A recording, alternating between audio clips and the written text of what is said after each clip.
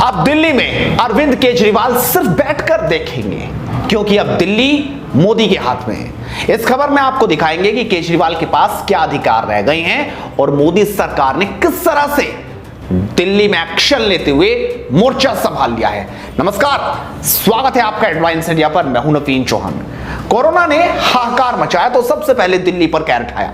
दिल्ली की केजरीवाल सरकार ने दावे किए थे बड़े बड़े, लेकिन जब कोरोना की दूसरी लहर ने अपने पैर पसारने शुरू किए तो केजरीवाल सरकार के सारे दावों की हवा निकल गई। अब मामला संभलता नजर नहीं आया तो मोदी सरकार पर आरोप लगाने तक शुरू किए, और सिर्फ इतना ही नहीं, यह तक कह दिया कि दूसरे राज्यों में ऑक्सीजन के सिलेंडर को रोका जा रहा है। लेकिन हकीकत क्या थी पूरी दुनिया ने देखी। ऑक्सीजन के नाम पर केजरीवाल की राजनीति किस तरह से लाइव हुई वो भी पूरी दुनिया ने देखी। मामला हाई कोर्ट तक पहुंच गया तो तगड़ी फटकार लगी। हाई कोर्ट ने दिल्ली सरकार के रवैये पर तल्ख टिप्पणी करते हुए कहा, आपका सिस्टम पूरी तरह से फेल है, किसी काम का नहीं है, सिस्टम ठीक कीजिए। अगर आपके अधिकारियों ने सिचुएशन को नहीं संभाला तो हमें बताइए, हम केंद्र को बताएंगे, उनके हाथों में जिम्मेदारी देंगे। लोगों को हम मरने नहीं दे सकते। इसके अलावा दिल्ली हाई कोर्ट ने जजों के लिए अशोका होटल में, यानी 5 सितारा होटल में कोविड सेंटर के लिए कमरे बुक किए जाने से जुड़े दिल्ली सरकार के इस आदेश पर भी कड़ी आपत्ति जताई।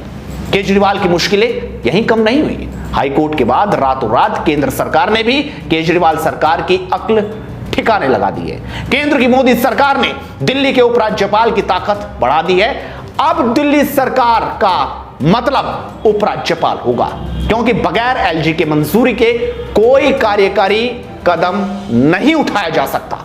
केंद्र सरकार ने राष्ट्रपति द्वारा राष्ट्रीय राजधानी राज्य क्षेत्र शासन कानून 2021 को मंजूरी दिए जाने के बाद इसे लेकर अधिसूचना जारी कर दी। इस अधिसूचना के मुताबिक दिल्ली में राष्ट्रीय राजधानी राज्य क्षेत्र शासन संशोधन कानून 2021 अप्रैल से प्रभाव में आ गया है। यानी अभी से बस फिर क्या था, कोरोना से पैदा हुए हालातों की गंभीरता को समझकर प्रधानमंत्री ने खुद मोर्चा संभाल लिया है और मोदी सरकार ने एक्शन लेते हुए ऑक्सीजन की आपूर्ति के लिए कड़े निर्देश जारी करती हैं। साथ ही यह भी निर्देश दिए हैं कि ऑक्सीजन की कालाबाजारी ना हो पाए, ऑक्सीजन के ज्यादा से ज्यादा प्लांट लगाए जाएं, अस्पतालों की सुविधा बेहतर की जाए, इलाज के अभाव में किसी की जान ना जाए।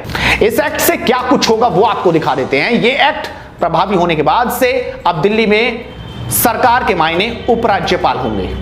दिल्ली की चुनी हुई सरकार के मुकाबले यहां के उपराज्यपाल यानी अनिल बैजल प्रभावशाली होंगे। किसी भी फैसले को लेने से पहले दिल्ली सरकार को उपराज्यपाल की राय लेनी जरूरी होगी। सरकार विधायिका से जुड़े फैसले लेती है तो उसे एलजी से 15 दिन पहले मंजूरी लेनी होगी।